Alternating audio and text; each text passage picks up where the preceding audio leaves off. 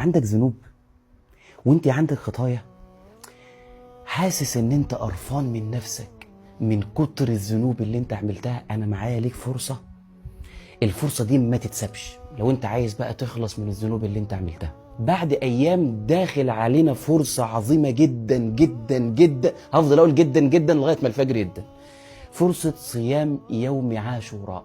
الله عز وجل يكفر عنك بصيام هذا اليوم سنة كاملة ماضية. أنا بزعل جدا جدا، معلش يا جماعة استحملوني في الفيديو ده، أنا بزعل جدا جدا لما الاقي شاب قوي وفتي وما شاء الله تبارك الله يستطيع الصيام، الاقيه ماشي في النهار يوم عاشوراء ماسك السيجاره في ايده.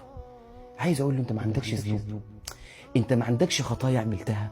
مش نفسك ربنا سبحانه وتعالى يغفر لك الذنوب دي؟ يا جماعه لازم ان احنا نتعرض لنفحات الله سبحانه وتعالى. جاء في الحديث وفي الاثر: الا ان لله عز وجل في ايام دهركم نفحات، ألا فتعرضوا لها لعل أحدكم أن تصيبه نفحة فلا يشقى بعدها أبدا.